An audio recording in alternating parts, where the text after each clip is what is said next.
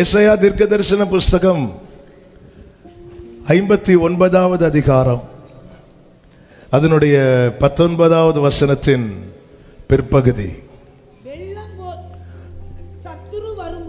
வெள்ளம் போல் சத்துரு வரும்போது கர்த்தருடைய ஆவியானவர் அவனுக்கு விரோதமாக கொடியேற்றுவார். ஹல்லேலூயா. இந்த மாதம் கர்த்தர் இந்த வார்த்தையை வாக்குத்தத்தமாக தந்தார். வெள்ளம் போல சத்துரு வரும்போது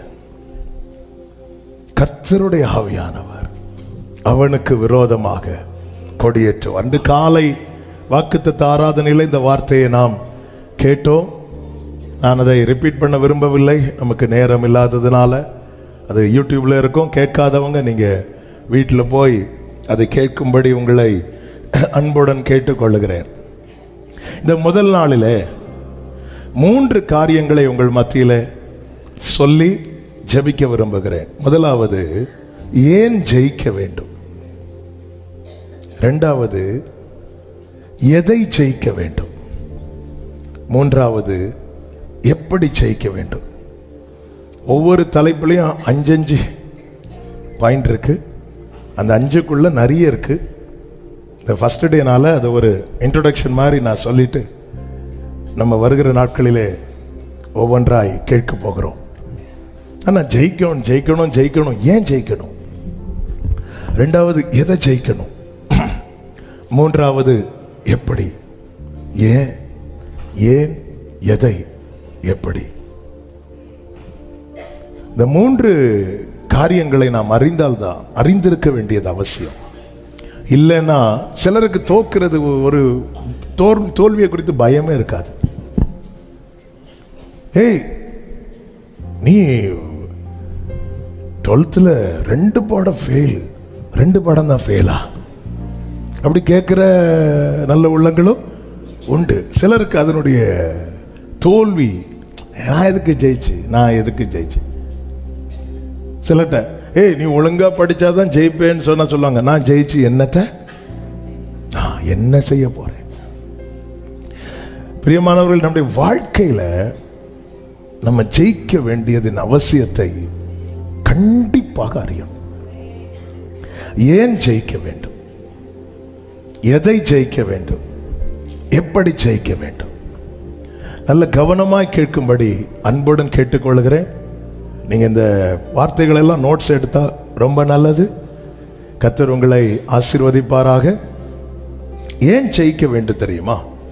முதலாவது, நீங்க இந்த வெளிப்படுத்தின விசேஷத்துல சபைகளுக்கெல்லாம் சொல்லும் போது ஒரு காரியத்தை அங்க ரிப்பீட்டடா சொல்லுகிறதை பார்க்க முடியும். ஜெயம் கொள்ளுகிறவன் எவனோ அவனுக்கு கொடுக்கப்படும் கொடுக்கப்படும் கொடுக்கப்படும். அப்போ சுதந்தரிப்பதற்கு நாம் பிள்ளையானா மட்டும் போதாது, நான் ஜெயிக்கிற பிள்ளையா இருக்கணும். பிள்ளைகளானால் சுதந்திரருமாமே. ஆனா சுதந்திரிக்கிறோமா? சுதந்திரிச்சிருக்கிறோமா? இந்த தலைப்பு ஆண்டவர் தந்து இந்த பாட்டை தந்து இந்த செய்திகள்லாம் தரும்போது ஆவியானவர் என்னுடைய ஸ்பிரிட்ல தெளிவாய் எழுதின காரியம் ஒன்றுதான். இங்கே பாரு, ஜெயிக்கிறவனுக்கு தான் என்கிட்ட இடம். லவோதிக்கா சபைக்கு சொல்லும் போது அதையும் சொல்லிட்டார். ஜெயம் கொள்ளுகிறவன் அவனோ அவனை என் கூட உட்கார வைப்பேங்கிறார். எனக்கு பிள்ளைகளாய் பிறந்தவர்கள் எத்தனை பேர்? அத்தனை பேர்ல ஜெயம் கொள்ளுகிறவன் அவனோ என் கூட உட்கார வைப்பேன். ஜெயிக்கிறவனுக்கு தானே இடம். நீங்க இந்த வெளிப்படுத்தின விசேஷத்தை ஃபர்ஸ்ட் இந்த சபைக்கு சொல்லுவார். எபேசு துவங்கி லவோதிக்கியா சபை வரைக்கும் நீங்க அந்த ஆர்டரை நீங்க வீட்டில் போய் ஹோம்ஒர்க் படிங்க. ஃபர்ஸ்ட் என்ன சொல்லுவார் தெரியுமா? பரதீசின் மத்தியில் இருக்கிற முதல்ல பழத்தை கொடுக்கிறார். லாஸ்ட் சபைக்கு தன் பக்கத்தில் இடமே கொடுக்கிறார். ஒவ்வொன்றையும் இப்போ எக்ஸ்பிளைன் பண்ண டைம் ஆயிரும். நான் ஒரு இன்ட்ரோடக்ஷன் மாதிரி சொல்லிட்டு போறேன். இப்போ ஜெயிக்கிறவனுக்கு தான் கொடுக்கப்படும். ஜெயிக்கிறவனுக்கு தான் கொடுக்கப்படும். வந்துட்டேன், நான் 30 நாள் அட்டெண்ட் பண்ணேன், அதனால எனக்கு கொடுக்கப்படும். ஜெயிக்கிறவனுக்கு, ஜெயம் கொள்ளுகிறவன் எவனோ. நான் சுதந்தரிப்பதற்கு எனக்கு வாக்குத்தத்தம் இருக்கிறது. சூப்பர் ஆண்டவரே, உனக்கு அப்படி வச்சிருக்கிறேன், இப்படி வச்சிருக்கிறேன். ஓகே ஆண்டவர், அதை கொடுங்க ஆண்டவரே, நீ ஜெயிச்சுட்டு வா. ஜெயம் கொள்ளுகிறவன் எவனோ அவனுக்கு கொடுப்பேன் அப்படிங்கிறார். இப்ப சுதந்தரிக்க நாம் ஜெயிக்க வேண்டியது அவசியமா இருக்கு. நம்முடைய வாழ்க்கையை பார்க்கணும். எத்தனை வாக்குத்தத்தங்களை கேட்டிருக்கிறோம். போன ஆகஸ்ட் ஃபுல்லா என்னதான் கேட்டுட்டு இருந்தோம்? வாக்குத்தத்தம். வாக்குத்தத்தம் நமக்கு தான். நம் காதுகளிலே கர்த்தர் கேட்க பண்ணுகிறார்னா நமக்கு தான் தருகிறார். திரும்ப திரும்ப கேட்கிறார்னா உறுதிப்படுத்துறார். ஏய், இந்த வாக்குத்தத்தத்தை விட்டுறாத, உனக்கு தான். சுதந்தரிக்கிறோமா? சுதந்தரிக்கிறோமா? அதாவது என் காதினால் கேள்விப்பட்டு என் கண்களினால் காணவில்லை என்றால் என் வாழ்க்கை 50% தான். என்னுடைய லைஃப் 100% என்கிற நிலை வரும்போது தான் என்னால் தைரியமா சொல்ல முடியும், ஓட்டத்தை முடித்தேன். நான் 80 வயசு 100 வயசு வாழ்ந்து ஃபுல்லா கேட்டுட்டே இருக்கிறேன், ஒண்ணுமே பார்க்கல அப்படின்னா, எப்ப அவங்க எத்தனை 100 வயசு வாழ்ந்தான்? இல்ல, 50%. அப்ப நிறைவில்லாம நித்தியத்தை எப்படி தொடர முடியும்? ஆண்டவருக்கு பேசுறார். ஏன் கேட்கறதுக்கு வேற ஆள் இல்லாமலா நம்மளை கூப்பிட்டு வச்சு பேசுறார்? வாழ்க்கையில ஜெயிக்கணும். ஏன் ஜெயிக்கணும்? ஜெயிச்சாதான் சுதந்திரம். தாவீது தலையில அபிஷேகத்தை வச்சிட்டார். ஆனா தாவீது அந்த நிலை அடைய எத்தனை காரியங்களை ஜெயிக்க வேண்டியிருந்தது தெரியுமா? கூப்பிட்டு அத்தனை பேர் கண்ணுக்கு முன்னாடி என்ன அபிஷேகம்! நான் தெரிந்தெடுத்தேன். இவன் தான் சவுலை தள்ளி அந்த இடத்துல இஸ்ரவேலினுடைய 2வது கிங். ஆனா தாவீது என்னைக்கு அபிஷேகம் வைக்கப்பட்டதோ, சிங்கத்தை ஜெயிக்கணும், கரடியை ஜெயிக்கணும், கோலியாத்தை ஜெயிக்கணும், மாமனாரை ஜெயிக்கணும், என்னெல்லாம் எல்லாத்தையும் ஜெயிக்கணும். ஜெயிச்சு ஜெயிச்சு ஜெயிச்சு 13 வருஷம் யுத்தம் பண்ணி ஜெயித்து 13 வருஷம் போராட்டம் முடித்து ஜெயித்து அந்த ஸ்தானத்துல வந்து உட்கார்றான்.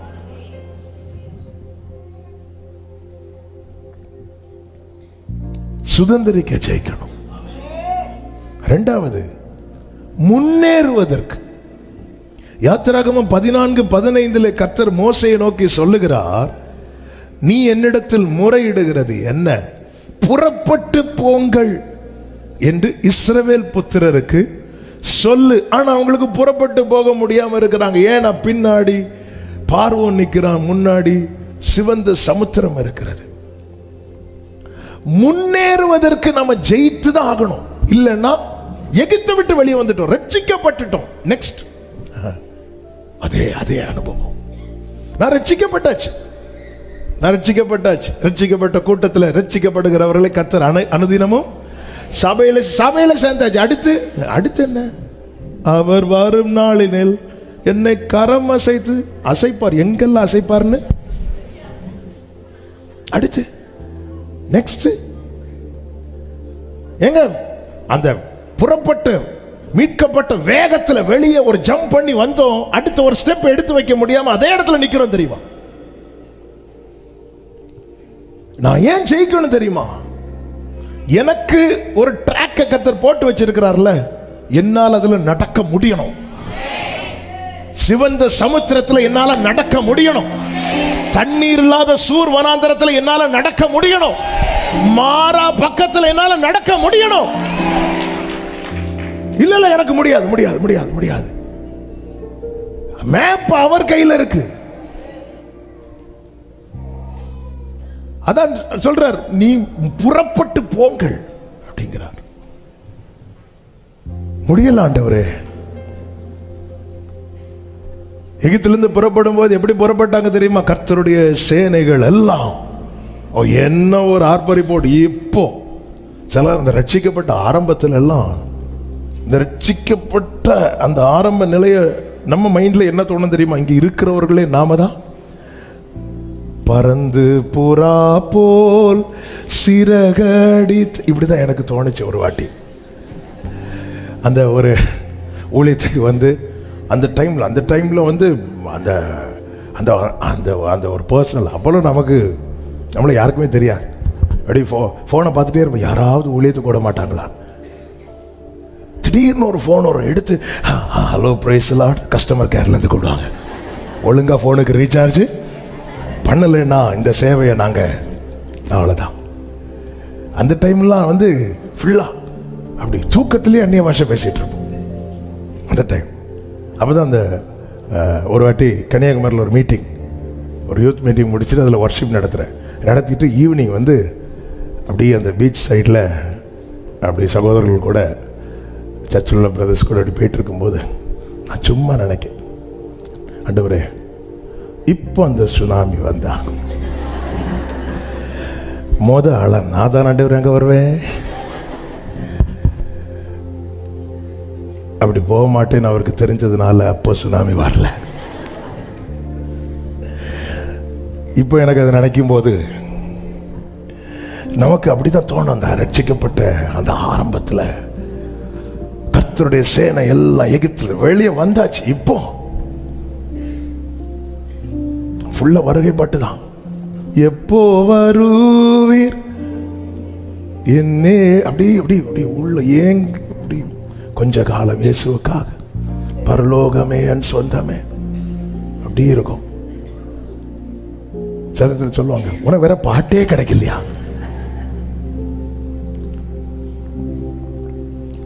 அது நாள் போக போக போக நான் பாவி ஐயா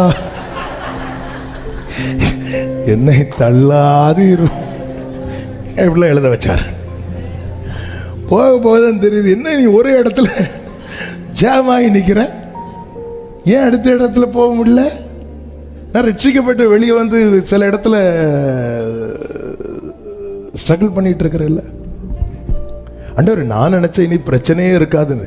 அப்போதான் ஆண்டவர் எரேமியாவை கொண்டு சொல்லுகிறார், நீ காலாட்களோடு ஓடும் போதே சோர்ந்து போவாய், ஆனால் சிலர் பார்த்தா நான் ஜெயிக்கவே வேண்டாம், என்ன அடுத்த ஓட்டம் எங்க வச்சிருக்கிறாரு? குதிரைகளோடு. ஹல்லேலூயா, ஹல்லேலூயா, ஹல்லேலூயா. நீ காலாட்களோடு ஓடும் போதே சோர்ந்து போவாயானால் குதிரையோடு. ஆண்டவரே, அப்ப இது எனக்கு ரேஸ் இல்லையா? இது உனக்கு ரேஸ் இல்லப்பா, இது உனக்கு பிராக்டிஸ். உனக்கு ரேஸே இனிதான் இருக்கு. ஹல்லேலூயா, ஹல்லேலூயா, ஹல்லேலூயா. சிலர் அறிமுகத்திலே அடக்கம் பண்ணப்பட்ட நிலையில் இருக்கிறீர்கள். ஆமே, சும்மா இல்ல ஜெயங்கிற டைட்டில் தந்தது. ஹல்லேலூயா. அந்த காலத்துல எல்லாம் கத்தி வரும், இப்போ பாம் வரும். ஆமே, நீ காலாட்களோடு ஓடும் போதே சோர்ந்து போவாய், ஆனால் குதிரைகளோடு எப்படி ஓடுவேன்னு எரேமியாவை கொண்டு கர்த்தர் கேட்கிறார். ஆண்டவர் இனிதான் வச்சிருக்கிறார். அப்போ ஆண்டவர் எங்க, நீ நிக்காத, நீ நின்றாத, நீ நின்றாத. ஆமே, அப்ப நாம் முன்னேறுவதற்கு ஜெயிக்க வேண்டியது அவசியமா இருக்கிறது. மூன்றாவது, எதிரியின் கை ஓங்காதிருக்க நாம் ஜெயிக்க வேண்டியது அவசியமா இருக்கிறது. யாத்திராகமம் 17வது அதிகாரம் நமக்கு நன்றாய் தெரிந்த வேத பகுதி. அமலேக்கியர் இஸ்ரவேலருக்கு விரோதமாய் வருகிறார்கள். அப்பொழுது மோசே மலை மேலிருந்து என்ன பண்றாரு? கோலை கையிலே பிடித்து உயர்த்தி வைத்துக் கொண்டிருக்கிறார். ஒரு கேள்வி கேட்கிறேன், அமலேக்கின் கை உயர்ந்த போது மோசேயின் கை தாழ்ந்ததா? மோசேயின் கை தாழ்ந்த போது அமலேக்கின் கை உயர்ந்ததா? அப்ப சத்ருவின் பலம் எங்க இருக்கு தெரியுமா? நம்முடைய பலவீனத்தில்.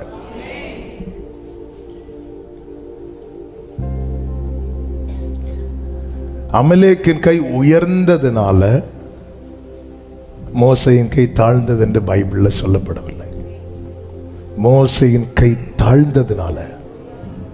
யாத்திராகமம் 17:11 மோசே தன் கையை ஏறெடுத்திருக்கையில் இஸ்ரவேலர் மேற்கொண்டார்கள். அவன் தன் கையை தாழவிடுகையில் அமலேக்கு எப்போ மேற்கொண்டான் தெரியுமா? மோசே தன் கையை தாழவிடுகையில். அப்ப நான் ஜெயிக்கணும். என் ஜெப ஜீவியத்தில் நான் ஜெயிக்கணும். என்னுடைய விசுவாச ஜீவியத்தில் நான் ஜெயிக்கணும். என்னுடைய பரிசுத்த ஜீவியத்தில் நான் ஜெயிக்கணும். அவன் பார்த்துட்டே இருக்கிறான், எப்படா இவன் கொஞ்சம் டிவியேட் ஆவான். இந்த யுத்தம் அங்க முடியல. கர்த்தர் கடைசியில் என்ன சொல்லுவார் தெரியுமா? தலைமுறை தலைமுறைக்கும் யுத்தம் நடக்கும்ங்கிறார். அப்ப நான் ஜெயிக்கணும். என்னுடைய ஜெபம், என்னுடைய பிரேயர் லைஃப் வந்து ஃபெயிலியர் ஆயிடக்கூடாது. இந்த ஓப்பன் ஹார்ட் சர்ஜரி எல்லாம் நடக்கும்போது சில டைம் ஃப்ளாப் ஆகும், அது சக்சஸ் ஆகாம போயிடும். அப்ப என்ன சொல்லுவாங்க தெரியுமா? அது ஹார்ட் ஃபெயிலியர் ஆயிட்டு அப்படிமா. ஒரு தேவ பிள்ளை ஸ்பிரிச்சுவல் லைஃப்ல வந்து தளர்வு வந்துட்டுன்னா அமலேக்கின் கை வந்து மேல போயிடும்.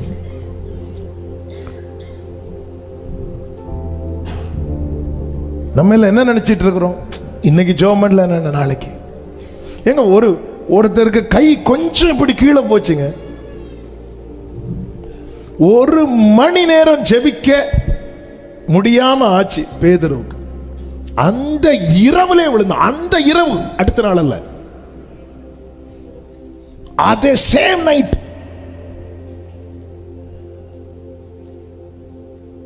இதுதான் பிசாசினுடைய எவ்வளவு.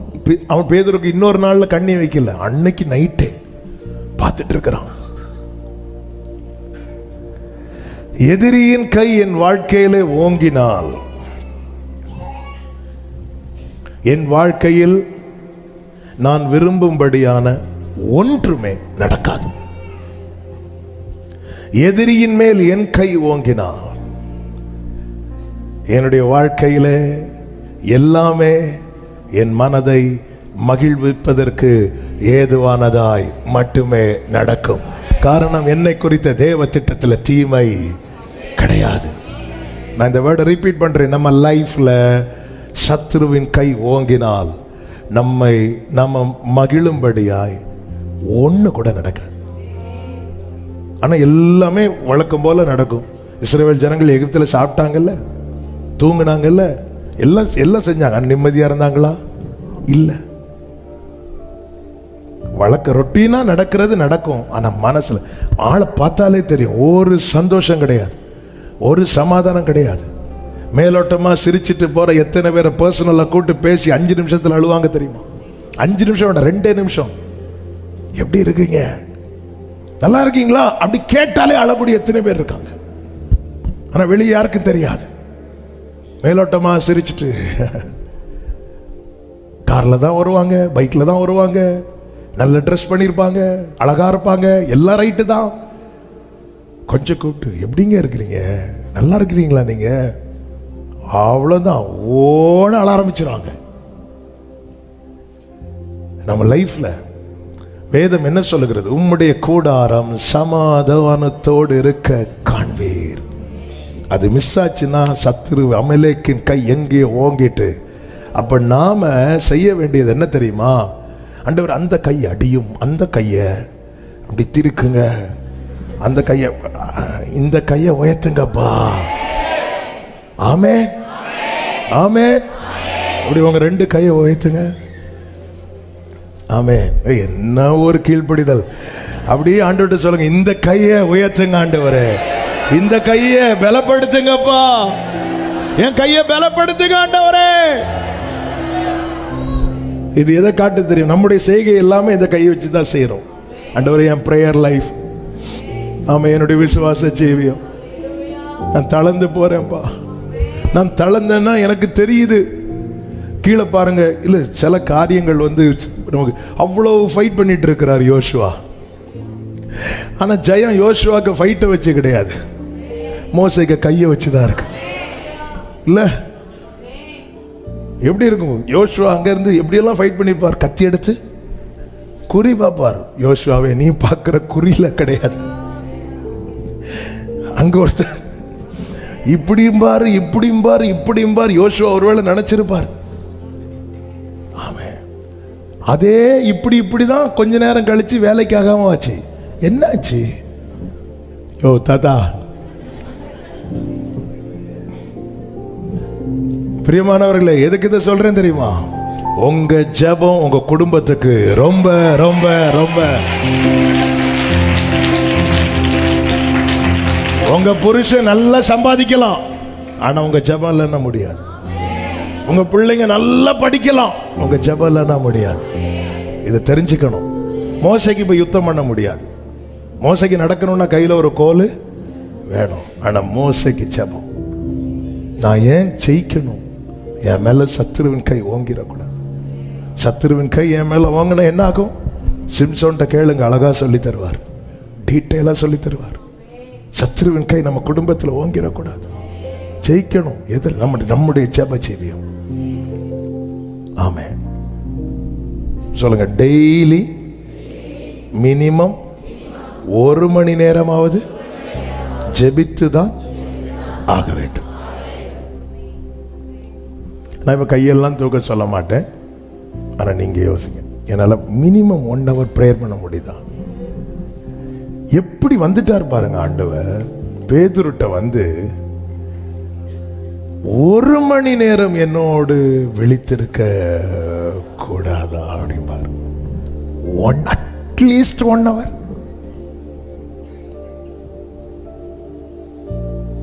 டெய்லி 33.5 வருஷத்துல 1 மணி நேரம் ஜெபம் போச்சு ஒருவனுக்கு. இடறிட்டான். சாரி, 3.5 வருஷம். இயேசுவோட பேதுரு இருந்து 3.5 வருஷத்துல 1 மணி நேரம் ஜெபம் போச்சு. அப்படி பார்த்தா நம்ம எத்தனை முறை இயேசுவை எத்தனை இடங்கள்ல மறுதலித்திருக்கிறோம் தெரியுமா?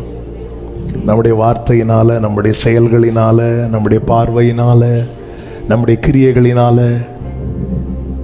பேதுருவுக்கு தான் மறுதலிக்கிறதை கூட உணராம இருந்தான்.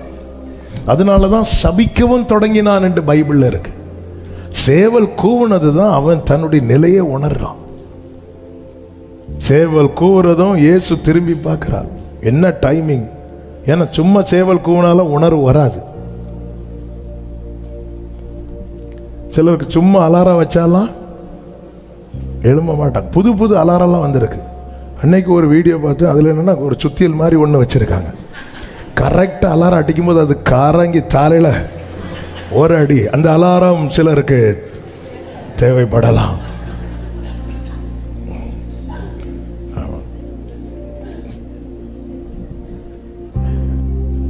சேவல் கூவுனதும் இயேசு திரும்பி பார்த்தா.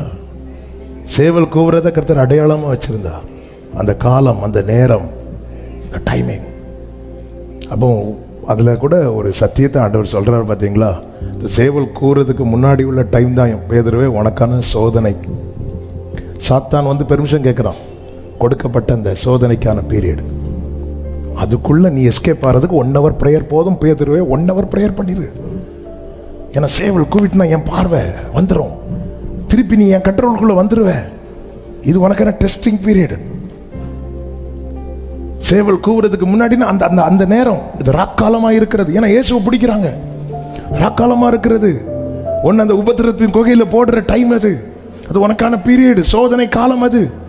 இயேசு கிறிஸ்துவை பிசாசானவன் சோதிக்கும்படி ஆவியானவர் கொண்டு போனார் இருக்குல்ல, அதே மாதிரி பேதுருவே உனக்கு ஒரு டைம் இது.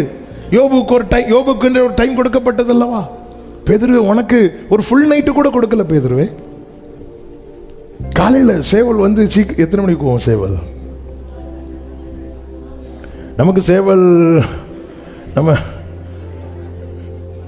நமக்கு சேவலை சாப்பிட்டு தான் பழக்கம். எத்தனை மணிக்கு கூன்னு சொல்லும்போது அப்படி ஒவ்வொருத்தரா சில சொல்கிறாங்க, நீ 3 சொல்லு, நீ 4 சொல்லு, நான் 5 சொல்கிறேன், 2 3ல் 1.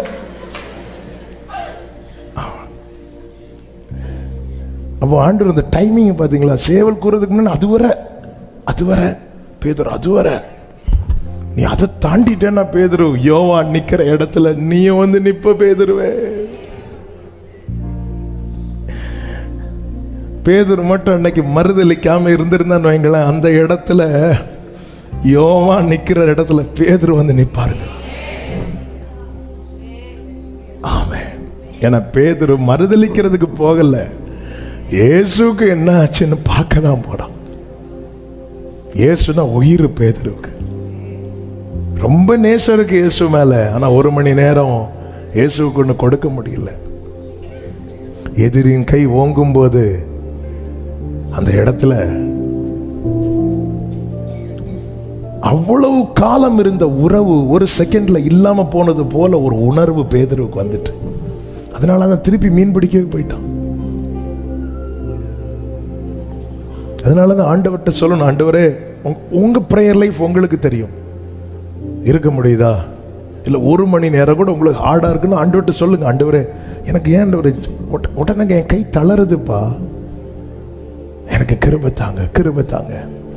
மோசேக்கு உதவும்படி கர்த்தர் கூட அனுப்பினது ஆரோனையும் ஊரையும், நமக்கு உதவும்படி நமக்காய் அனுப்பினது பரிசுத்த ஆவியானவர். அந்த ஆவியானவர் என்ன செய்கிறார் தெரியுமா? வாக்கு கடங்காத பெருமூச்சுகளோடு நமக்காக வேண்டுதல் செய்கிறார். என் சுய பலத்தால் ஒன்றும் செய்திடே, அதை நீ நன்றாய் அறிவே. என் சுய பலத்தால் ஒன்றும் செய்திடே, அதை நீ. அப்படியே கைகளை உயர்த்தி ஆண்டவரை பார்த்து கேளுங்க. பலத்தால் எல்லாம் கிருபையா.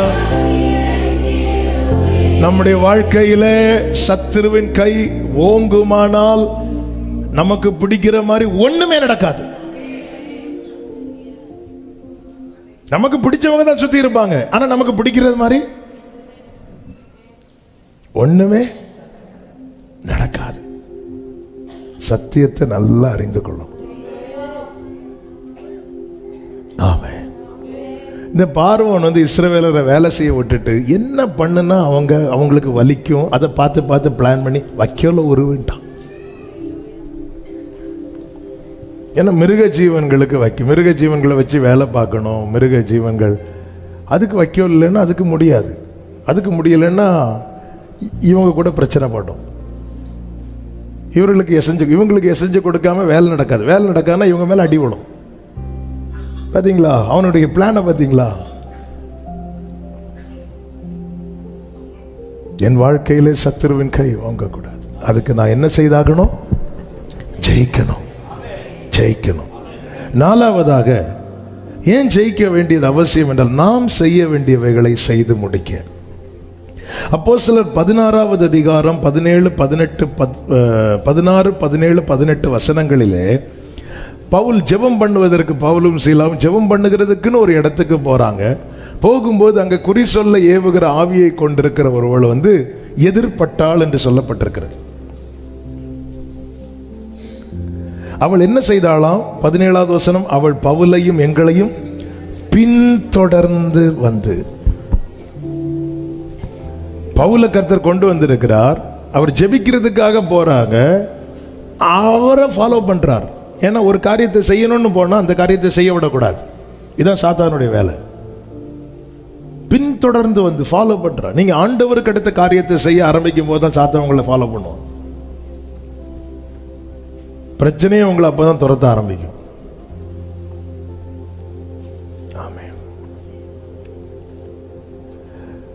பவுல் என்ன பண்றாரு தெரியுமா? இது அப்படி விடல. விட்டா பாதிப்பு. நாளைக்கு நான் ஓட்டத்தை முடித்தேன்னு சொல்ல என்னால் முடியாம ஆயிரும். பவுல் என்ன பண்றார்? 18வது வசனத்துல, இப்படி அநேக நாள் செய்து கொண்டு வந்தாள்.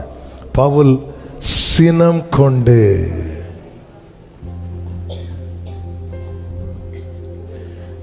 திரும்பி பார்த்து, நீ இவளை விட்டு புறப்படும் பொழுது இயேசு கிறிஸ்துவின் நாமத்தினாலே உனக்கு கட்டளை இடுகிறேன் என்று அந்த ஆவியுடனே. பவுலுக்கு கோபம் யார் மேல? ஆள் மேலையா ஆவி மேலையா? நமக்கு கோபம், அதனாலதான் ஆவி போக மாட்டேங்குது.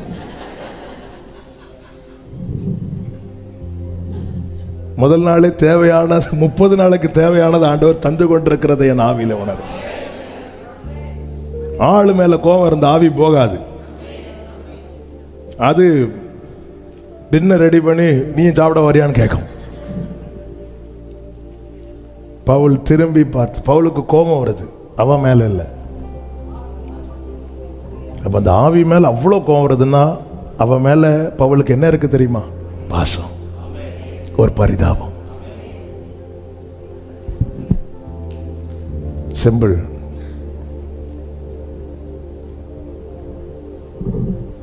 நாம செய்ய வேண்டியதை செய்யணும்னா நமக்கு யுத்தம் மாம்சத்தோடும் இரத்தத்தோடும் அல்ல.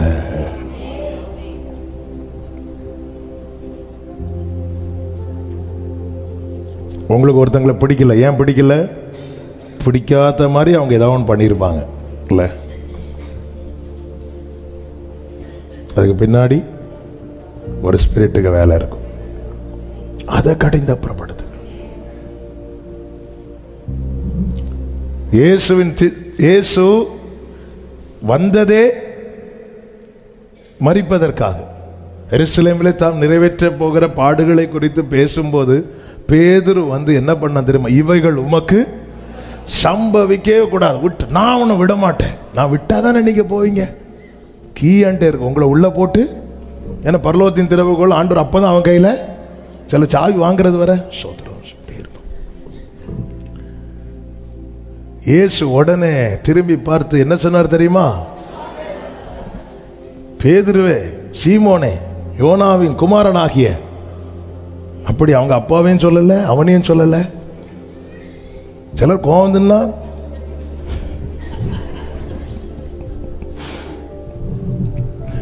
எனக்கு பின்னாக போ சாத்தானே. ஆவி போச்சு, ஆள் இருந்தான்.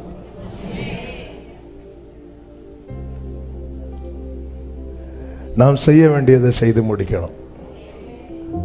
எவ்வளவு சம்பாதித்தோம் என்ன அதெல்லாம் ரெண்டாவது. நான் செய்ய வேண்டியதை செய்து முடிக்கலைன்னா மகிமையை கனவுல கூட காண முடியாது. இத்தனைக்கும் அந்த ஸ்திரீ வந்து பவுலை பத்தி தப்பாவன்னு சொல்லல, சரியாதான் சொல்லுது. அதுவும் அநேக நாள், ஒரு நாளாவது இவன் விழுந்துட மாட்டானான்னு அதுவும் பார்க்குது. இவர் பார்த்தார், இப்படி விட்டுட்டு இருந்தா ஒருவேளை அது என்னதான் சொல்லுதுன்னு நேர சினம் கொண்டு. எதுக்கு அவருக்கு சினம் வர தெரியுமா? நான் என் ஒர்க் வந்து என் வாழ்க்கையில கர்த்தர் ஒரு திட்டத்தை வைத்திருக்கிறார், அதை செய்ய விடாதபடிக்கு ஒரு ஸ்பிரிட் தடுக்குதுன்னா எனக்கு என்ன வரணும் தெரியுமா? இது மாம்ச வைராக்கியம் கிடையாது, இது ஆவியில வைராக்கியம். அது வரணும் எனக்கு. தாவீது சொல்ற, உம்மை பகைக்கிறவர்களை நான் பகையாமலும் உமக்கு விரோதமாய் எழும்புகிறவர்களை நான் அருவருக்காமலும் இருப்பேன். முழு பகை அவர்களை பகைக்கிறேன். அந்த அந்த அந்த வைராக்கியம் வரணும். மாம்ச வைராக்கியம் வந்தா ஆவி பறந்துட்டு இருக்கும், ஆளு அவுட்டு, காயின மாதிரி ஆயிரும். உன் சகோதரன் எங்க? நான் என்ன அவனுக்கு காவலாளியோ? நான் வச்சுக்க ஒரு அடையாளம். ஐயோ ஆண்டவரே தாங்க முடியல. நம்ம ஜெபமே ஆவியை விரட்டதுக்கான ஜெபமா, ஆளை தூக்குறதுக்கான ஜெபமா?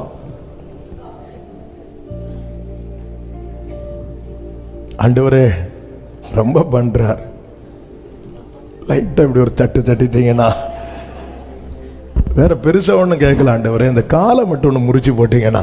ஒரு சகோதரி இப்படியே என்கிட்ட சொன்னாங்க. இன்னொரு சிஸ்டர் பார்த்துட்டு இருக்காங்களான்னு தெரியல, எங்கேயோ ஏதோ ஒரு சிஸ்டர், ஓகே, அவங்க சொன்னாங்க, பாஸ்டர் என் புருஷன் என்ன அடிச்சுட்டான் பாஸ்டர். அப்படிலாம் பேசாதீங்கம்மா. எப்படி பேசாதீங்க, என்ன அடிச்சுட்டேன். சரி இப்போ என்ன ஜோம் பண்ணுங்க. சரி நான் ஜோம் பண்ணுறேன், ஆண்டவர் சீக்கிரம் சால்வ் பண்ண. அதுக்கு இல்லை, அப்புறம் அவருக்கு நிறைய கொலஸ்ட்ரால் இருக்கு, சீக்கிரம் எடுத்துக்க ஜோம் பண்ணுங்க. அவருக்கு நிறைய கொலஸ்ட்ரால், சீக்கிரம் எடுத்துக்க.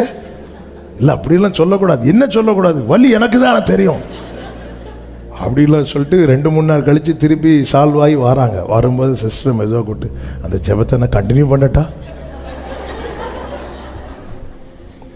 நம்ம எல்லாம் ஆளை தூக்குறதுக்கு ஜெபம் பண்றோம். ஆமென். எத்தனை பேர் ஆளை தூக்க ஜெபம் பண்ணிட்டு இருக்கீங்க? இந்த ஜெபம் ஒரு வேலை. எத்தனை ஆகஸ்ட் ஜெபத்தை நாங்க பார்த்தாச்சு. அந்த ஆள் என் கண்ணு முன்னாடி வளர்ந்துட்டே தானே போறார். ஆவியை தூக்குங்க, அவன் ஆவியை தூக்குங்க. கர்த்தர் எல்லாம் ஜெயிக்கணும், ஜெயிக்கணும். பவுல் சினம் கொண்டு, ஆண்டவரே யாரால நீங்க ரொம்ப காயப்படுறீங்க, அந்த நபரை பிசாசானவன் உங்களுக்கு அகெயின்ஸ்டா யூஸ் பண்றான்.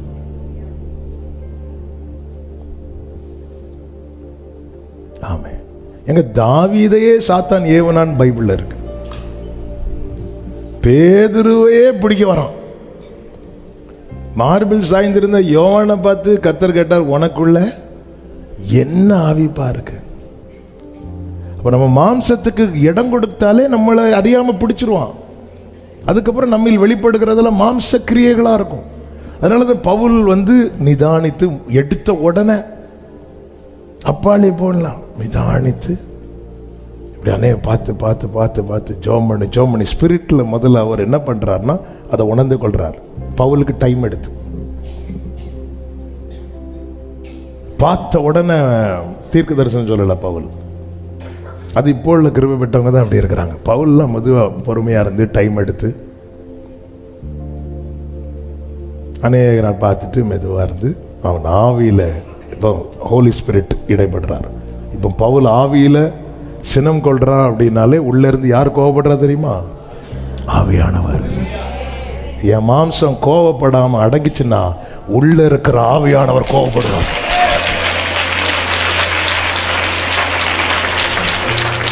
என்னை விழத்தள்ள, என்னை எழும்ப விடாம பண்ண, என் ஜெப வாழ்க்கையை முடிக்க, என் ஓட்டத்தை பாதியில முடிக்க சத்துரு தொடர்ந்து செய்யறதை எல்லாம் எனக்குள்ள இருக்கிற ஆவியானவர் பார்த்து கொண்டு சும்மா இருக்க மாட்டார். அதுதான் தேவன் வாக்கு தந்திருக்கிறார். வெள்ளம் போல சத்துரு வரும்போது ஆவியானவர் அவனுக்கு விரோதமாய் கொடியேற்றுவார். ஹல்லேலூயா. வெள்ளம் போல சத்துரு வந்தாலும் ஆவியானவர் கொடியேற்றுவார். வெள்ளம் போல சத்துரு வந்தாலும் அவன் தண்ணீர்கள் உடைந்து ஓடுவது போல் சத்துருவை சிதறடிப்பார். தண்ணீர்கள் உடைந்து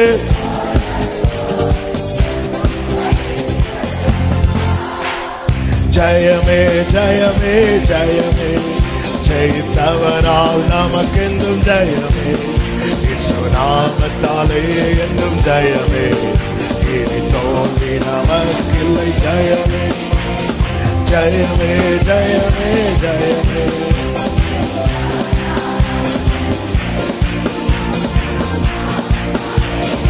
ஓரலரா சந்தரவா. அந்த ஆவியுடனே சொன்னான் என்று சொல்லப்பட்டிருக்கிறது. ஆவியானவர் நீ பிள்ளைன்னு நம் ஆவியுடனே கூட சாட்சி கொடுக்கிறார். உள்ள இருக்கிறவர் பேசட்டும். ஆமென். உள்ள இருக்கிறவர் பேசட்டும். ஹல்லேலூயா. காற்றையும் பார்த்து கடலையும் பார்த்து படகுல இருக்கிறவர் பேசட்டும். நீ படகுல இருக்கிறவரோடு பேசு. உனக்கு என்னெல்லாம் தோணுதோ சொல்லு. நான் சாகுறேன், உனக்கு என்ன தோணுதோ சொல்லு. நீ படகுல இருக்கிறவர்கிட்ட சொல்லு. வெளியே அந்த நிறைய அடிக்குது, அதை நீ பார்க்காத. நீ இவரை கூப்பிடு, இவரை தொந்தரவு பண்ணு, அவர் எழுமி நிற்பார். ஹல்லேலூயா. நல்ல கைகளை தட்டி ஆமென். ஹல்லேலூயா. என் ஓட்டத்தில் நான் பிரியமானவர்களே, நியமித்த ஓட்டத்தில் பயணித்துக் கொண்டிருக்கிறோம்.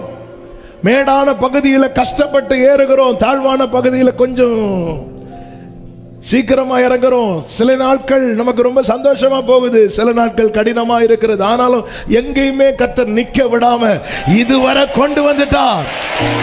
நம்மை முடக்குவதும் நம் ஓட்டத்தை பாதியில் முடிய வைப்பதும் சாத்தானுடைய தந்திரம். விட்டுறாதீங்க, இடம் கொடுக்காதீங்க. உலகத்தில் இருப்பவனிலும் உங்களோடு இருக்கிறவர் பெரியவர்.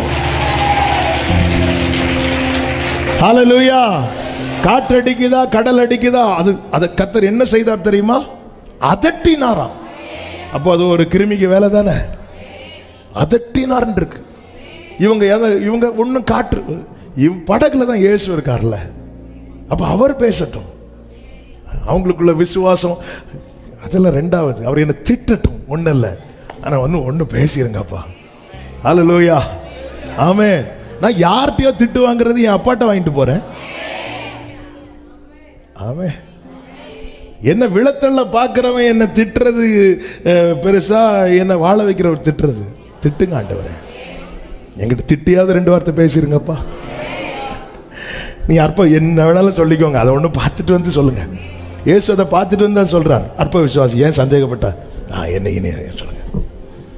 அதாவது பிள்ளைகளை சில பெற்றோர் அடிப்பாங்க, அடிச்சுட்டு போய் ஐஸ்கிரீம் வாங்கி கொடுப்பாங்க. இப்படி ஒரு வாட்டி நடக்கும், 2 வாட்டி நடக்கும். 3வது வாட்டி கோவத்தில் அப்பா அடிச்சுட்டாருன்னு வைங்களா, அந்த பிள்ளை அழுதுட்டு சரி நமக்கு தான் ஐஸ்கிரீம் கிடைக்கும்ல, இக்காலத்து பாடுகள் இனி வெளிப்பட போகும், இனி கிடைக்க போகும் ஐஸ்கிரீமுக்கு. பேதுரு என்னெல்லாம் போட்டு திட்டு வரல, ஆனாலும் பேதுரு கடல்ல சாடுவார். ஆண்டவரே காப்பாத்து, ஆண்டவரே இங்கே வா, உன்னையார் ஃபாஸ்டிங் இருக்கு சொன்னாங்க, வா நீ தானே கேட்ட, வா பெருசா. நாங்கள் 30 நாளும் பச்சை தண்ணி குடிக்காம அப்போ ஜூஸ் மட்டும் தான் குடிப்போம்.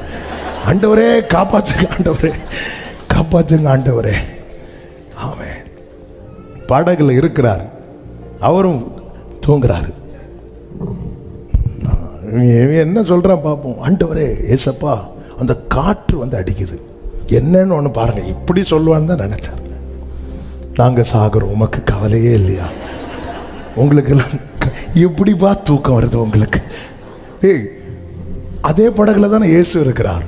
இயேசுவை நாம சாகுறோம்னு சொன்னா கூட இது என்னன்னா உங்களுக்கு கவலையே கிடையாதா? சில வீட்டில் எல்லாம் சேர்ந்து இருப்பாங்க, சிலர் எழும்பி அப்படி பதட்டப்பட்டிருக்கும் போது சிலரை பார்த்துறீங்களா, நல்லா சாப்பிட ஒன்றும் இல்லையா, எப்படி இருக்கும் நமக்கு. இங்கே பாரு, இதுவும் இந்த வீட்டில் தான் இருக்கு, ஏதாவது அப்படி மாதிரி. இங்க 12 பேரும் துடிச்சிட்டு இருக்கிறாங்க. இயேசு எழும்பி காற்றையும் கடலையும் அதட்டினார். என் பிள்ளை அது தொடக்கூடாதுன்றார். நமக்குள்ளே இருக்கின்ற நம்ம இயேசு என்றும் பெரியவரே, நமக்குள்ளே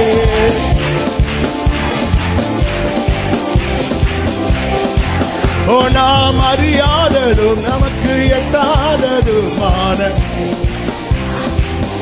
ஹல்லேலூயா, நாம் அறியாததும். ஆமென், ஹல்லேலூயா. நேரம் அதிகம் போகிறது. ஆமென். நம்ம இதெல்லாம் வருகிற நாட்களில் கேட்கலாம், தியானிக்கலாம். ஏன் ஜெயிக்கணும்? நாம் செய்ய வேண்டியவைகளை செய்து முடிக்க, நம்முடைய ஓட்டம் தடையில்லாமல் முன்னோக்கி செல்ல. 5வதாக ஏன் ஜெயிக்கணும்னா, மீண்டும் அடிமைப்படாதிருக்க. மீண்டும் அடிமைப்படாதிருக்க நம்ம சில காரியங்களை ஜெயிச்சுட்டே இருக்கணும்.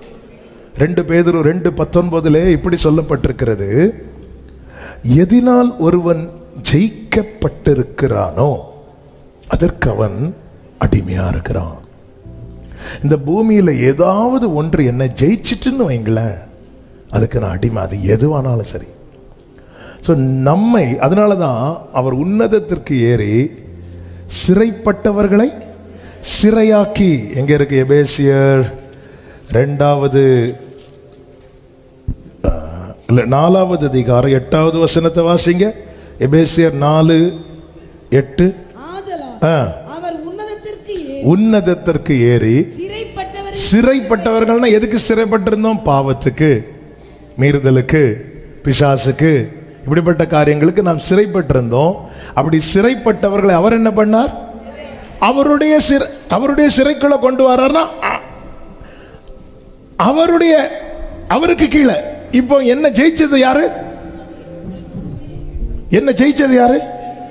நான் இதுவரை பிசாசின் பிடிக்குள்ள இருந்தேன், அவனுடைய சிறையில் இருந்தேன். இவர் வந்தாரு, ரத்தத்தை கொடுத்தாரு, என்ன மீட்டாரு, அவருக்கு சிறையாக்கிட்டார். இப்போ என்ன ஜெயிச்சது யாரு?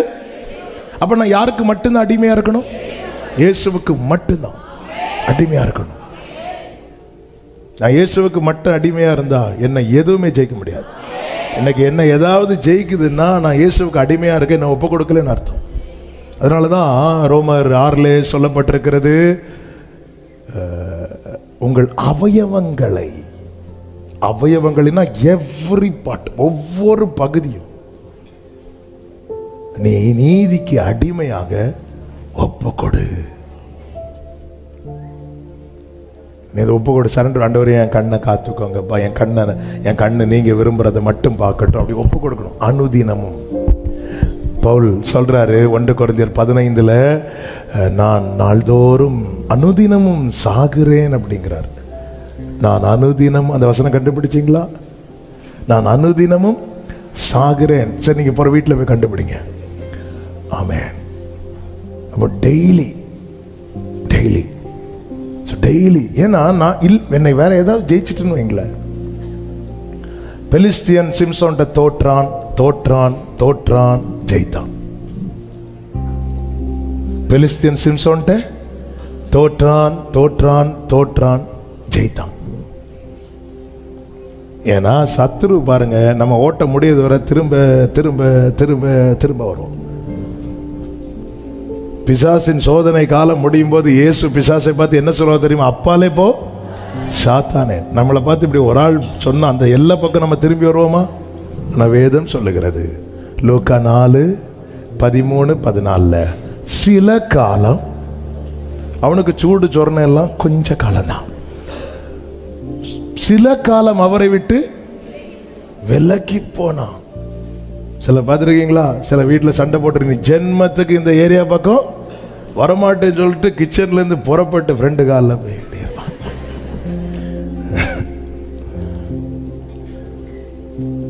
சில காலம் அவர் அப்படி சொல்ற, அப்பாலே போ சாத்தானே. நம்மளெல்லாம் யாராவது இப்படி ஒரு இடத்துல இருந்து சொல்லிட்டாங்கன்னா நம்ம மனசு என்ன சொல்லும் தெரியுமா?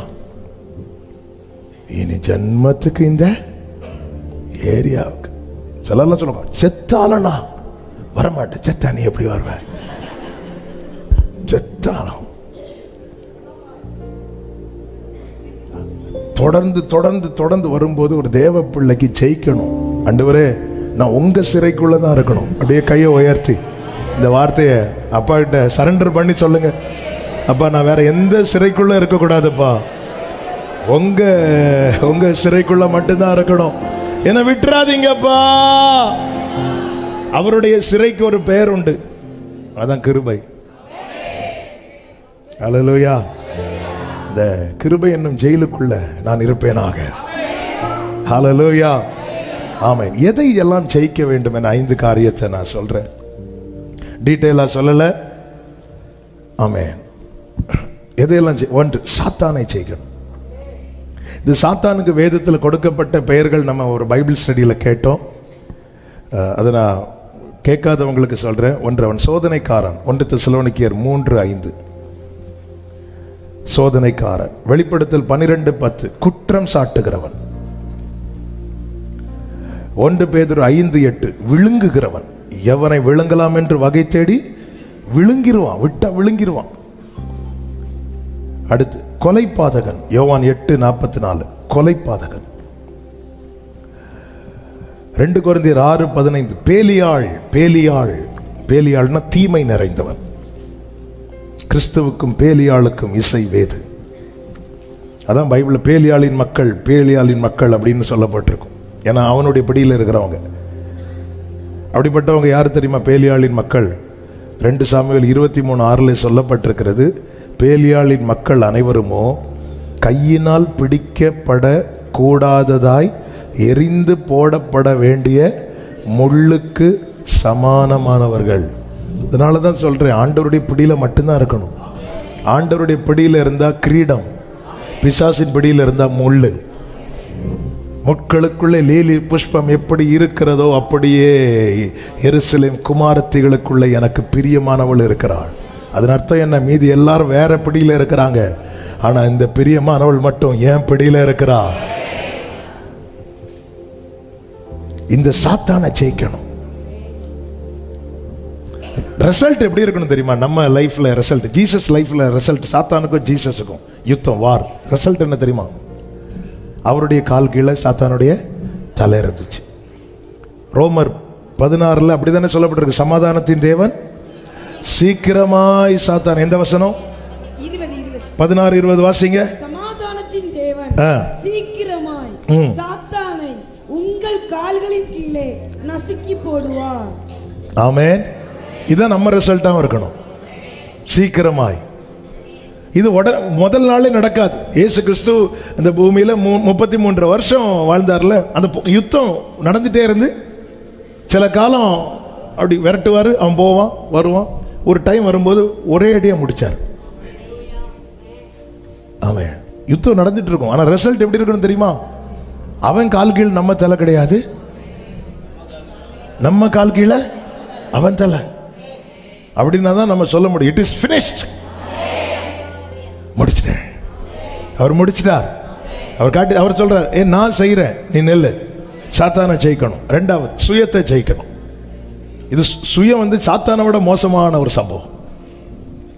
மாம்ச கிரியைகள் வெளியரங்கமாயின, அவை யாவன என்று கலாத்தியர் 5, 19, 20, 21 சொல்லப்பட்டிருக்கிறது. விபச்சாரம், வேசித்தனம், அசுத்தம், காம விகாரம், விக்கிரகாராதனை, பில்லி சூனியம், பகைகள், விரோதங்கள், வைராக்கியங்கள், கோபங்கள், சண்டைகள், பிரிவினைகள், மார்க்க பேதங்கள், பொறாமைகள், கொலைகள், வெறிகள், களியாட்டுகள் முதலானவைகளே.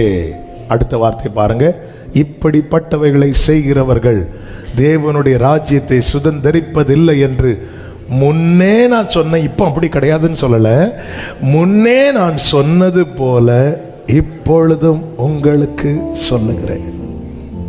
அப்போ இதுல எது எதுலாம் நம்ம கிட்ட இருக்குன்னு நம்ம பார்க்கணும், அதை ஜெயிக்கணும், அதை நம்ம அக்செப்ட் பண்ணணும். ஆண்டவரே, எனக்கு திடீர்னு கோவம் வருது, கோவம் வந்துட்டுனா நான் என்ன பேசுறேன்னு தெரியல, நான் என்ன பண்றேன்னு தெரியல, நான் அதை அக்செப்ட் பண்ணணும்.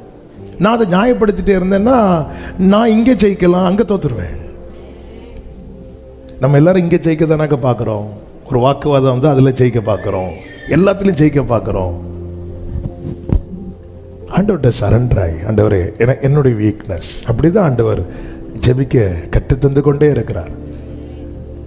ஆண்டவர்கிட்ட நியாயத்தை வச்ச பிரசனத்தை இழக்கிறத என் லைஃப்பில் நான் ரொம்ப ஃபீல் பண்ணியிருக்கிறேன். என் நியாயத்தை கொண்டுட்டு போய் ஆண்டவரே இப்படி சொல்லும்போது அந்த இடத்துல இல்லை, நீ உன் காரியத்தை வை, நியாயம் யார் பக்கத்தில் இருக்குங்கிறத அவர் டிசைட் பண்ணுவார். அதனால பிரச்சனை இழந்துட்டேன்னா எனக்கு ஜெபம் ஒரு நிமிஷம் ஓடாது, எனக்கு ஜெபிக்கவே தெரியாது. அதான் உண்மை. சில நேரத்தில் மணிக்கூர் போகிறதெல்லாம் அது ஃபுல்லாக பிரசனத்தில் தான். எனக்கு அந்த 1 மணி நேரம் அட்ஜஸ்ட் பண்ணி 15 நிமிஷம் பாட்டு, 20 நிமிஷம் அப்படியெல்லாம் ஓட்ட தெரியாது.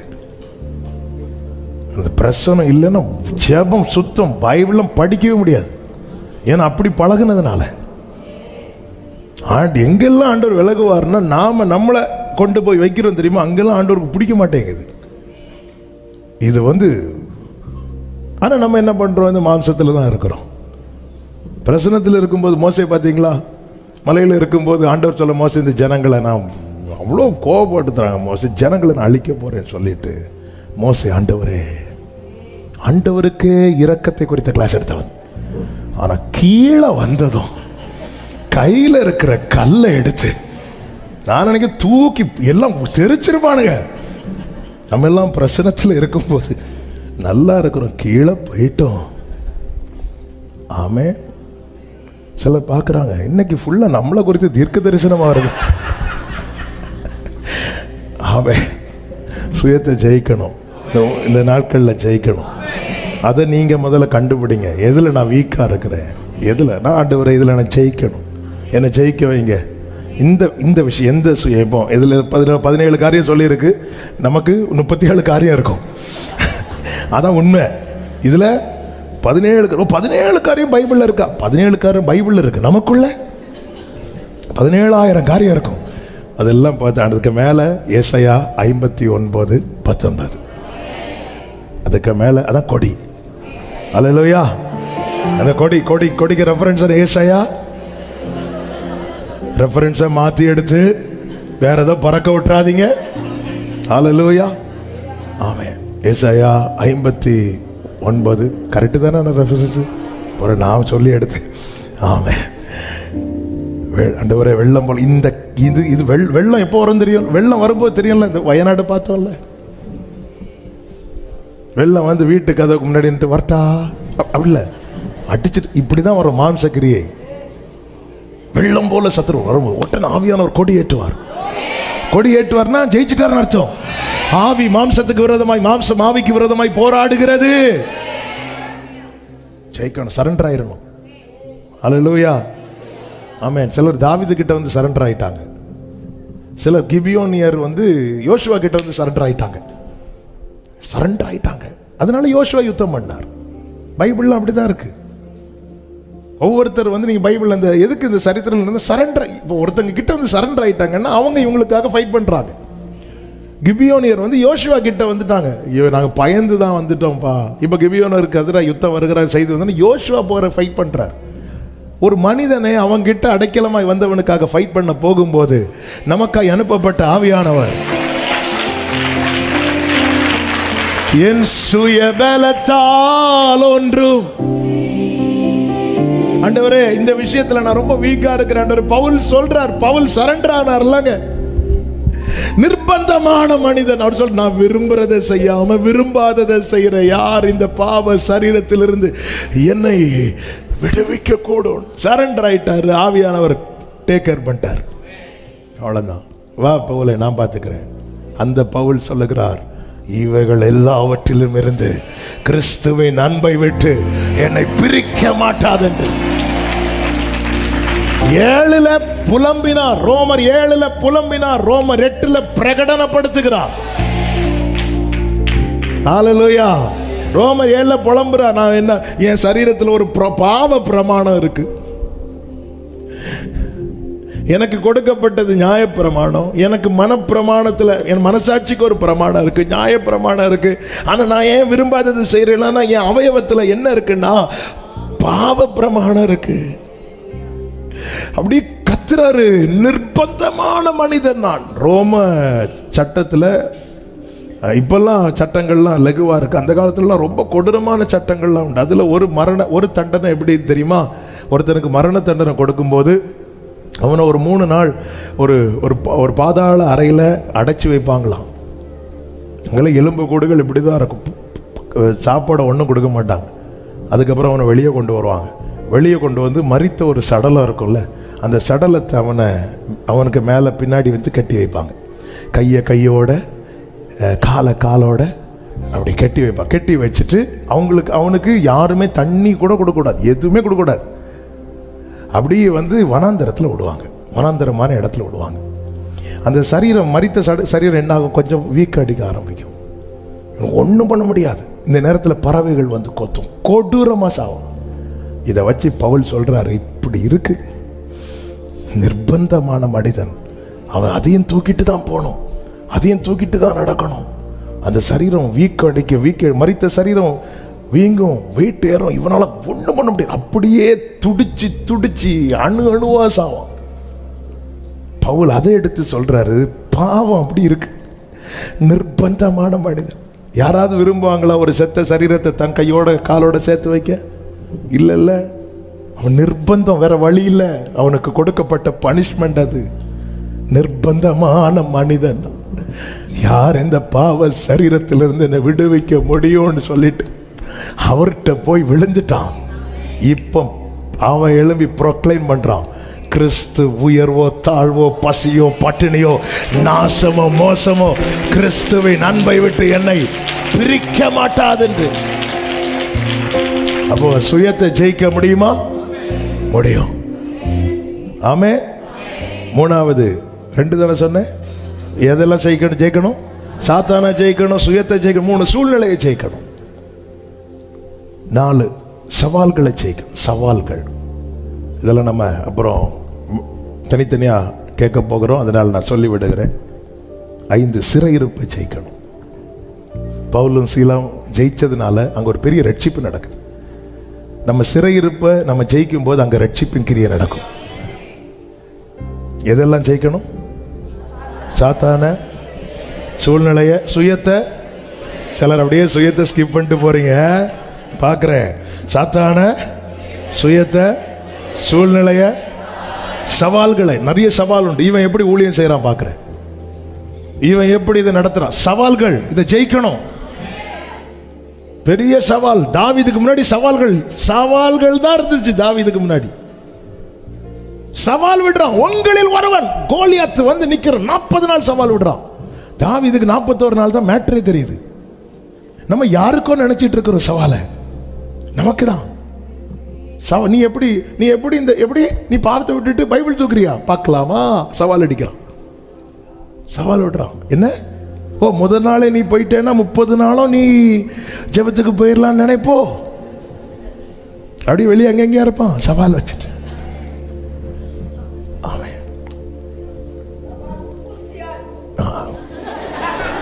கர்த்தர் பாட்டியை 30 நாளும் கொண்டு வருவாராக. ஆமென். மோசஸ் ராஜசேகர் அவர் தானே ஒரு பாட்டு எழுதியிருக்காரு. என்ன? சவாலே சமாளி, சாத்தானே ஏமாளி. அவன் பார்க்கலாம் யார் ஏமாளி. ஆமென். ஜெயிக்கணும். ஹல்லேலூயா. கர்த்தர் நல்லவர். சவால்கள் வாழ்க்கையில் நிறைய சவால்கள் இருந்து. இயேசுவுக்கு அந்த பிறப்பிலிருந்தே சவால் இருந்துச்சு. மரியாளுக்கு என்ன சவால் இருந்துச்சு தெரியுமா? கிருபை பெற்றவளே, அடுத்த சவால் என்னன்னா, யோசேப்போடு சேருவதற்கு முன்னதே அவங்க என்ன ஆக போறாங்க? என்ன சவால் அது, என்ன சேலஞ்ச் அது. இதெல்லாம் ஜெயிச்சுட்டு வரணும். சவால்களை ஜெயிக்கணும். 5 சிறையிருப்பை ஜெயிக்கணும். சிறையிருப்பு மாறும்போது ரட்சிப்பு உண்டாகும். ஏன் ஜெயிக்கணும்? எதை ஜெயிக்கணும்? 3வது எப்படி ஜெயிக்கணும்? ஒரு 5 காரியத்தை சொல்லி நான் ஜெபிக்க விரும்புகிறேன். 1, இயேசுவின் நாமத்தில் ஜெயிக்கணும். 1 கொரிந்தியர் 15:57. 2, வசனத்தினால ஜெயிக்கணும். 1 யோவான் 2:14. 3, இயேசுவின் இரத்தத்தால ஜெயிக்கணும். வெளிப்படுத்தல் 7:14. 4, சாட்சி உள்ள வாழ்க்கையினால ஜெயிக்கணும். வெளிப்படுத்தல் 12:11. 5, விசுவாசத்தினாலே. 1 யோவான் 5:4. இயேசுவின் நாமம், வசனம், இயேசுவின் இரத்தம், சாட்சியுள்ள வாழ்க்கை, விசுவாசம். இவைகளெல்லாம் நாம் ஜெயிக்கும்படிக்கு நமக்கு கொடுக்கப்பட்டவைகள். விசுவாசம் அவரால் துவங்கப்பட்டது, நாமம் அவரால் கொடுக்கப்பட்டது, வசனம் அவரால் கொடுக்கப்பட்டது, இரத்தம் அவரால் கொடுக்கப்பட்டது, சாட்சியுள்ள வாழ்க்கை வாழ ஆவியானவர் நமக்கு கொடுக்கப்பட்டிருக்கிறார். இவைகளால் ஜெயம். அந்த வசனத்தை மட்டும் வாசிங்க. வெளிப்படுத்தல் 12:11. மரணம் நேரிடுகிறதா இருந்தாலும் அதற்கு தப்பும்படி தங்கள் ஜீவனையும் பாராமல் ஆட்டுக்குட்டியின் இரத்தத்தினாலும் தங்கள் சாட்சியின் வசனத்தினாலும். சாட்சியின் வசனம்னா அந்த மறுதலிக்க விட்டு கொடுக்காம, அந்த இரத்தத்தினாலும் சாட்சியின் வசனத்தினாலும். சாட்சி உள்ள வாழ்க்கை. அவங்க சாட்சி அறிக்கை மறுக்கல, இயேசுவை மறுதலிக்கல. சாட்சியின் வசனம் இயேசுவை மறுதலிக்கல. ஏன்னா அந்த உபத்திரவ காலத்தை குறித்து தான் சொல்லப்பட்டிருக்கிறது. அநேகரை இயேசுவை மறுதலிச்சா வாழ்க்கை, மறுதலிக்கல, அதனால அவங்க பாதிக்கப்பட்டாங்க. ஆனா அவங்க ஜெயித்தார்கள் என்று சொல்லப்பட்டிருக்கிறது. இயேசுவை மறுதலிக்காதவனுக்கு இந்த பூமியில சில வாசல்கள் அடைக்கப்படலாம். ஆனால் அவனை குறித்து பரலோகம் எப்படி எழுதும் தெரியுமா? ஜெயிச்சிட்டான் அப்படின்னு. சில அற்ப ஆதாயத்துக்காக நான் இயேசுவை அறியாதவனை போல் நான் என்னை காண்பிப்பேன் என்றால் அந்த இடத்துல நான் இயேசுவை மறுதலிக்கிறேன்னு அர்த்தம். பரலோகம் சொல்லும் இவன் தோத்துட்டான் அப்படின்னு. நான் இயேசுவை அறிக்கை செய்யறதுனால எனக்கு அநேக வாசல்கள் அடைக்கப்படுகிறதா. கடந்த நாள் ஒரு சகோதரி சொன்னாங்க, நான் ஜீவனுள்ள தேவனை ஆராதிக்கிறதுனால எனக்கு இப்போ ஊர்ல எல்லாம் கட்டுப்பாடு விதிச்சுட்டாங்க, ரேஷன் கார்டே வந்து கொடுத்துருன்னு சொல்லி இருக்கிறாங்க, அப்படி பண்றாங்க. ஆனாலும் நான் விட மாட்டேன்.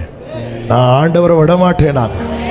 இவர்களுக்கு சில சலுகைகள் கட்டாகலாம், சில காரியங்கள் கிடைக்காம போகலாம். நான் இயேசு நாமத்தில் சொல்றேன், பரலோக ரெக்கார்ட்ல ஜெயித்தார்கள். பிரியமானவர்களே, அப்ப ஜெயம் அவசியம். சத்தமா ஆமென் சொல்லுங்க பார்க்கலாம்.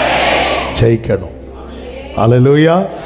தொடர்ந்து நம்ம நாளைக்கு, இன்னைக்கு மாலையில் இருக்கு, வாங்க. இன்னைக்கு மாலை ஜெபம் இங்கே நடைபெறும். நாளை தொடர்ந்து 30 நாட்கள் கர்த்தர் நம்மோடு கூட கிருபை, ஜீவன், சுகம், பலன் தந்து நம்மை பாதுகாத்து நடத்தி கொண்டு வருவாராக. இப்போ நம்ம எல்லாரும் தேவ சமூகத்தில் ஒரு 5 நிமிடங்கள் நம்ம செபித்து முடிக்க போகிறோம். முடிந்த அப்படி ரொம்ப நேரம் இருந்துட்டீங்க, கொஞ்சம் அப்படி எழுந்து நிற்கலாம். முடிந்தவர்கள், வயதானவர்கள் உட்கார்ந்து கொள்ளுங்க. ஏன் ஜெயிக்கணும்? ஜெயிச்சாதான் சுதந்திரம். நான் சுதந்திரிக்கணும் ஆண்டவரே, நான் முன்னேறணும் ஆண்டவரே. என் வாழ்க்கையில இனியும் எதிரியின் கை ஓங்க கூடாதப்பா. நீங்க நான் செய்யணும்னு ஒரு காரியத்தை வச்சிருக்கிறீங்களா, அதை செய்து முடிக்கணும். நான் மீண்டும் அடிமைப்படக்கூடாது. ஒரு சில நிமிடங்கள் அப்படி கண்களை மூடி அப்படி தேவ சமூகத்தில் தாழ்த்தி, என்னை ஜெயிக்க வைங்கப்பா, சாத்தான ஜெயிக்க வைங்கப்பா, என் சுயத்தை ஜெயிக்க வைங்கப்பா, என் சூழ்நிலையை ஜெயிக்க வைங்கப்பா. என் சவால்கள், எத்தனை சவால்கள் இருக்குப்பா, பார்த்துட்டு இருக்கிறாங்கப்பா. இவன் எப்படி வாழ்ந்துடுறா பாப்போம். கர்த்தர் என்கிட்ட இப்படி சொல்லி இருக்கிறார், அப்படி சொல்லி இருக்கிறார்லாம் சொல்லிட்டு இருக்கிறானே, சொல்லிட்டு இருக்கிறாளே, இது எப்படி நடக்குன்னு பார்ப்போம். எவ்வளவு சவால்கள் இருக்குப்பா. ஜெயிக்கணும்பா, ஜெயிக்கணும். சிறையிருப்ப ஜெயிக்கணும்பா, சிறையிருப்ப ஜெயிக்கணும்பா. அப்படியே உங்க வலது கரத்தை உயர்த்தி உங்க இடது கரத்தை இருதயத்தில் வைத்து ஆண்டவர்கிட்ட கேளுங்க.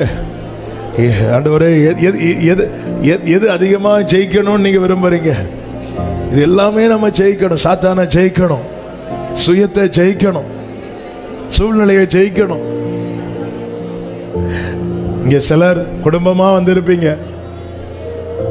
சிலருக்கு வரக்கூடிய வேற ஏதோ சொல்லிட்டு வந்திருக்கிறவங்க உண்டு, வேற எங்கேயோ போறேன்னு சொல்லிட்டு வந்திருக்கிறவங்க உண்டு. இந்த சூழ்நிலையை நீ ஜெயிப்ப சகோதரி, நீங்க ஜெயிக்க போறீங்க.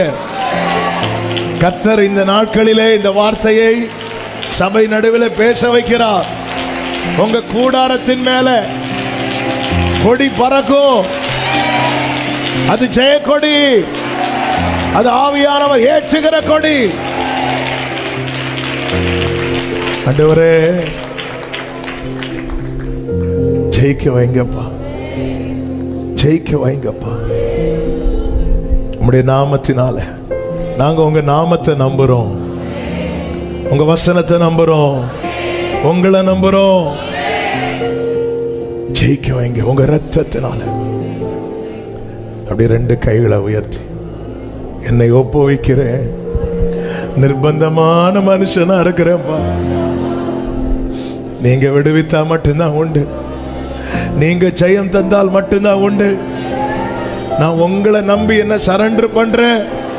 பவுல போல எங்களையே நீங்க சொல்ல வைக்க போறீங்க. இவை எல்லாவற்றிலும் நம்மில் அன்பு கூறுகிறவராலே நாம் முற்றிலும் ஜெயம் கொள்ளுகிறோம். ஆமென், ஆமென். தகப்பனே, நன்றி செலுத்துகிறோம். நல்ல தகப்பனே, இரக்கமுள்ள பிதாவே, நன்றியோடு உம்மை துதிக்கிறோம், ஸ்தோத்தரிக்கிறோம். உம்முடைய மிகுந்த கிருபையினாலே அப்பா, இந்த புதிய மாதத்தை காண செய்து, இந்த புதிய மாதத்தின் ஆண்டவரே இந்த ஃபாஸ்டிங் பிரேயர் முதல் நாள்லயே உங்க சமூகத்தில் கொண்டு வந்து எங்களுக்கு நல்ல நிச்சயத்தையும் நம்பிக்கையும் தந்த உம்முடைய அன்புக்காக ஸ்தோத்திரம். ஜெயத்தின் அவசியம். எஸ்ல நாங்கள் சுதந்திரிக்கணும், முன்னேறணும். எங்க லைஃப்ல சத்துருவின் கை நீ ஓங்க கூடாது. கர்த்தாவே, நீர் எங்களை ஜெயிக்க வைக்கணும். சாத்தானை ஜெயிக்கணும், சவால்களை ஜெயிக்கணும், சுயத்தை ஜெயிக்கணும், சூழ்நிலையை ஜெயிக்கணும், சிறையிருப்பை ஜெயிக்கணும். கர்த்தர் கிருபை தருவீராக.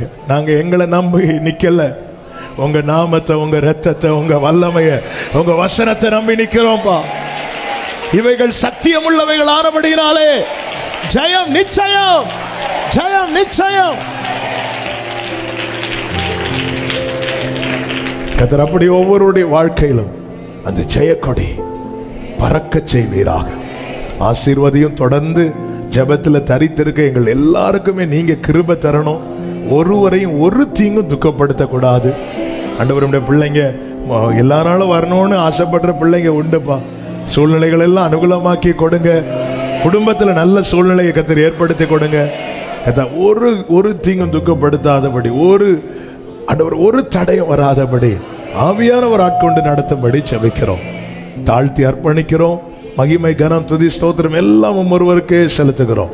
இரட்சகர் இயேசுவின் நாமத்தில் பிதாவே, ஆமென்.